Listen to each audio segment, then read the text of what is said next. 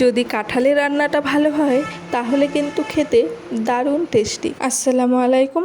আজকে আপনাদের সাথে শেয়ার করছি কাঁচা কাঁঠালের তরকারি।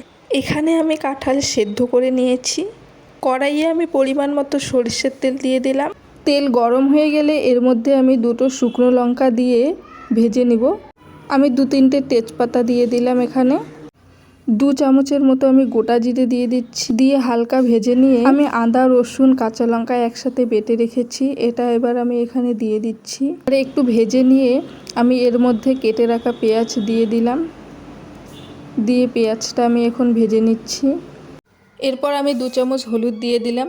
দিয়ে সেদ্ধ করে রাখা কাঁঠালগুলো এখানে দিয়ে ভালো করে নেড়ে নিচ্ছি। আমি এখানে গরম জল ব্যবহার করছি।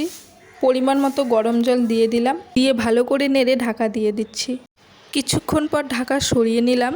এবারে এর মধ্যে আমি 3 চামচের মতো লঙ্কা গুঁড়ো দিয়ে দিচ্ছি এবং পরিমাণ মতো গরম মশলা দিয়ে ভালো করে নেড়ে নিচ্ছি। রান্না হয়ে গেছে, এবারে আমি এটা নামিয়ে নিচ্ছি।